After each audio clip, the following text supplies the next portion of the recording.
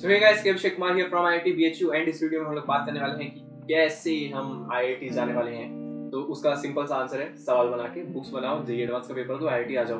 But इतना जितना simple ये लगा कि बुक सॉल्व करो, पेपर दो, आ जाओ, इसमें बहुत सारी मेहनत लगने वाली, काफी एफर्ट्स लगने वाले हैं। तो इन एफर्ट्स को सिंप्लीफाई कैसे किया जाए, इन एफर्ट्स को मैक्सिमाइज और ऑप्टिमाइज एक साथ कैसे किया जाए, उसके बारे में हम लोग बात करेंगे कि क्या बुक्स बनाएं तो हमें फायदा मिलेगा, क्या बुक्स नहीं बनाएं जिससे हम अपना टाइम बचा सके।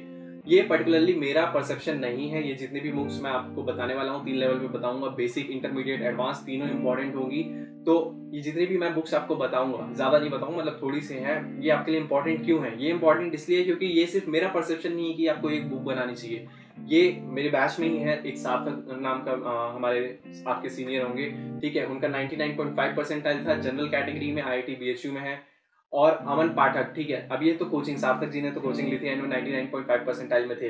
अमन पाठक बीएचयू, उनकी चैनल, उनका खुद का एक चैनल है, काफी ज्यादा अच्छा है, मतलब मुझसे तो पॉपुलर है। एंड उन्होंने सेल्फ स्टडी करके गुजरात स्टेट टॉपर बन के बिना ड्रॉप लिए आईआईटी बीएचयू में एडमिशन लिया है। तो आई वुड डेफिनेटली सजेस्ट कि उनके चैनल पे एक बार विजिट करो, उनकी भी लिंक दी हुई है, वो भी मतलब काफी यूजफुल कंटेंट ही आपको देंगे। तो इन दोनों से जब मैंने बात की, क्योंकि एक ने सेल्फ स्टडी की थी, एक ने कोचिंग की थी, तो इन दोनों का ज्ञान मिला के कि क्या करना चाहिए, क्या नहीं करना चाहिए, एंड मेरा जो भी एक्सपीरियंस है, ठीक है, क्योंकि मैंने देखो बहुत शॉर्ट टर्म में एडवांस की तैयारी की थी, इन्होंने लॉन्ग टर्म में किया था और इन्होंने ट्रेंड लॉन्ग टर्म में किया था। तो तीनों का कंबाइंड वे एफर्ट में क्या करना चाहिए, क्या नहीं करना चाहिए, उसके बारे में हम बात करेंगे। कौन कौन सी बुक बनानी चाहिए, नहीं बनानी चाहिए, उसके बारे में बात करेंगे।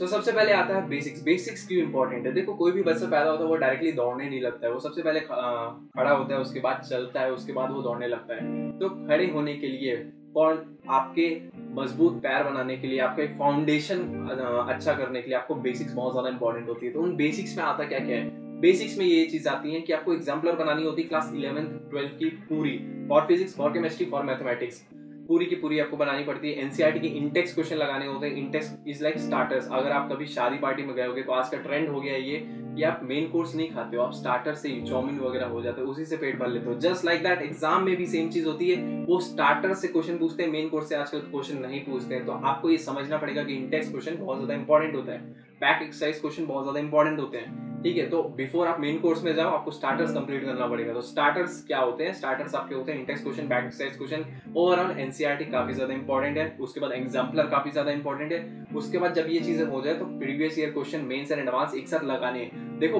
प्रीवियस ईयर क्वेश्चन बने ना बने कोई मैटर नहीं है, ठीक है, लेकिन आपको बनाने हैं। क्यों बनाने? क्योंकि आपको आइडिया हो जाएगा कि जब आप इंटरमीडिएट बनाने बुक में जाओगे या एडवांस बुक में जाओगे तो आपको पता रहेगा कि आपको क्या करना है, क्या नहीं करना है, कौन से क्वेश्चन आते हैं, कौन से क्वेश्चन नहीं आते। ऐसा नहीं है कि कुछ नया क्वेश्चन आ जाएगा, वही क्वेश्चन को तोड़ मड़ोड़ के देंगे एंड आप वहां पे कंफ्यूज हो जाओगे। तो आपको पता होना चाहिए कि क्या आता है। तो basic will be consisting of three things. First will be exemplar, second NCERT, उसके intext and back exercise questions, and third will be previous year questions with mains and advance included. फिर हम बात करेंगे second, that is intermediate books. क्या होती है intermediate books? Will be आपका जो रनिंग लेवल आपको सुधारेगी, जो वॉकिंग लेवल आपको सुधारेगी, जो आप, अगर आपको कुछ नहीं आ रहा, आप खाली बैठे हो तो कुछ ना कुछ करते रहोगे। जब कुछ ना कुछ करते रहोगे तब आपको एक आंसर स्ट्राइक करेगा, वो आपको इंटरमीडिएट देता है। देखो, तीन चीजें होती है। बेसिक आपको फॉर्मूला याद रखता है, ठीक है, ये हो सकता है, ये पॉसिबिलिटी है ये होने की। इंटरमीडिएट आपको करवाता है, एडवांस आपका आंसर लाता है, ठीक है। तो आपको इंटरमीडिएट बुक्स भी बहुत ज्यादा इंपॉर्टेंट होती है। इंटरमीडिएट बुक्स में कौन कौन सी बुक आती है सर? अलग अलग डिविजन है। मैथमेटिक्स की अगर बात करें तो whole and solely R D Sharma is best. Objective अगर बना रहे हो तो वो भी अच्छी है, सब्जेक्टिव बना रहे हो तो भी अच्छी है। लास्ट में उसका जेई कंटेंट होता है, हर चैप्टर के लास्ट में जेई कंटेंट होता है। दैट इज एब्सोल्युटली 100% एक्यूरेट और वो बहुत ज्यादा रिलेटिव होता है, उसको बनाना आपके लिए बहुत ज्यादा जरूरी है। अगर मैं फिजिक्स की बात करूं तो फिजिक्स में आपको आता है एचसीवी, दैट इज हमारी प्यारी, हमारी अपनी एच.सी. वर्मा, या फिर आप डीसी पांडे बना सकते हो। डीसी पांडे की थ्योरी काफी ज्यादा अच्छी होती है, दोनों ने मुझे रिकमेंड किया था एंड मैंने खुद के भी एक्सपीरियंस से मैं आपको बता सकता हूँ कि डीसी पांडे बहुत ज्यादा अच्छी है। मैंने प्रीवियस वीडियोस में भी डीसीपी का जिक्र किया है। तो एचसीबी कंप्लीट कर सकते हो या फिर डीसी पांडे के लेवल में लेवल 2 के क्वेश्चंस भी कंप्लीट कर सकते हो, उसमें अलग अलग वैरायटी ऑफ क्वेश्चंस होते हैं, तो that will be good enough. ये इंटरमीडिएट में हो गया। अब बात करते हैं केमिस्ट्री। केमिस्ट्री में अगेन 3 अलग अलग वेरिएशंस आते हैं। पहला वेरिएशन क्या होता है? फिजिकल, फिर होता है ऑर्गेनिक, फिर होता है इनऑर्गेनिक। इनऑर्गेनिक के लिए तो मुझे whole and solely NCERT recommend की गई है कि एनसीईआरटी करो, एंड मैंने खुद भी एनसीईआरटी की थी। रही बात ऑर्गेनिक और फिजिकल की, फिजिकल में मुझे आरसी मुखर्जी का नाम आया है, जो कि थोड़ी बहुत अच्छी है, मतलब रिलेटिव है, लेकिन उससे ज्यादा अगर कोई रिकमेंड करना चाहे तो मैं तो आपको नरेंद्र अवस्थी जो है वो रिकमेंड करूंगा पर्सनली। और जो कि मेरे एक सार्थक ने भी यही कहा था कि एन अवस्थी में जाओ, या फिर अमन पाठक ने भी यही कहा था। तो डेफिनेटली ये बुक बहुत ज़्यादा हाईली कंसंट्रेटेड है एंड आपका रिलेवेंसी बहुत ज़्यादा होगा इसमें। तो फिजिकल के लिए आपको RCM में जाना चाहिए या फिर NA। ऑर्गेनिक की अगर बात करें तो MS चौहान इज काफी ज्यादा अच्छा। अब सोचोगे कि देखो इंटरमीडिएट में ही अगर MS चौहान आ गया है तो एडवांस में क्या आएगा, जरा सोच के देखो। तो MS चौहान काफी ज्यादा अच्छी है, उसी में आपका मेरे ख्याल से हो जाना चाहिए। एंड ये जितनी भी चीजें मैंने बताई, RD Sharma for maths, HCV या फिर DCP दोनों बना लो तो अच्छा है, या फिर HCV बना रहे हो तो कंप्लीट बनाना है, DCP बना रहे हो तो लेवल 1 लेवल 2 बेसिक्स है, इतना तो करना ही करना। फिजिकल में RCM या फिर NA, ऑर्गेनिक में MS चौहान जा सकते हो, और इनऑर्गेनिक में NCERT ही, इससे ज्यादा कुछ नहीं, ठीक है।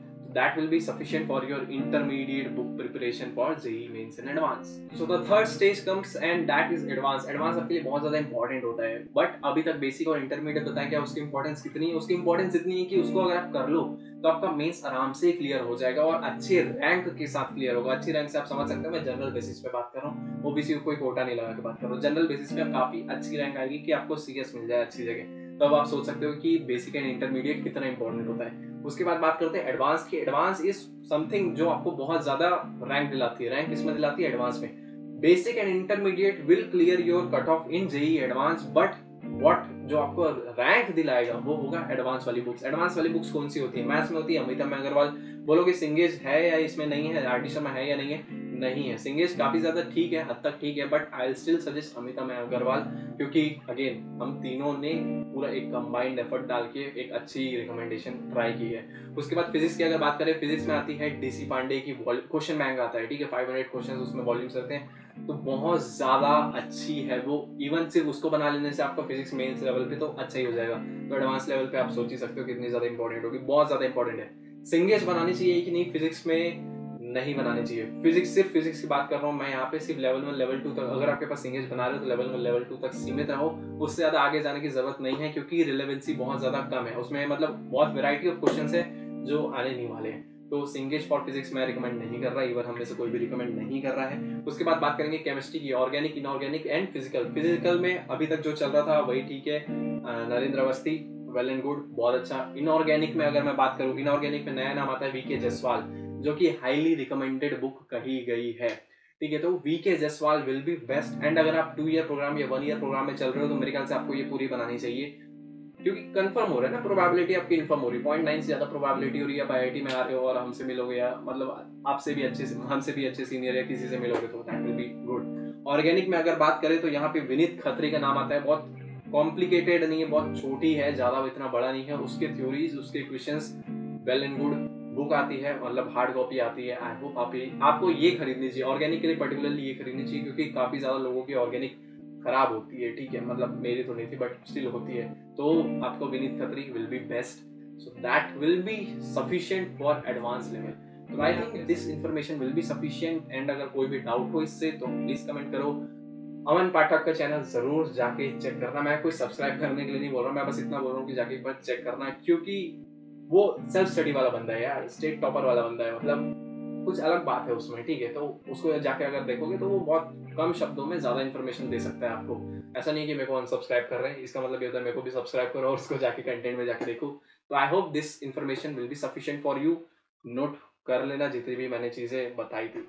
सो all the best guys for JEE advance and I hope आपका पेपर अच्छा जाए। एक खबर देनी है, आई डोंट थिंक कि यहाँ तक सारे लोग वीडियो देखते हैं, क्योंकि मुझे पता है कि कितने लोग मतलब दिखाता है वॉच टाइम। तो लास्ट में एक खबर देता हूँ मैं कि आपका JEE कंडक्ट होने वाला है, एंड कब होने वाला है उसकी हाई पॉसिबिलिटी डेट आ चुकी है। कमेंट में पूछ लेना, क्योंकि मैं फिर आपको रिप्लाई कर दूंगा और फिर वो कमेंट डिलीट हो जाएगा, ठीक है। तो जो यहाँ तक वीडियो देखा होगा उसको एक फायदा मिल जाएगा। So all the best guys for JEE mains and advance, आपका जल्दी होने वाला है। वेरी वेल, जाओ पढ़ाई करो।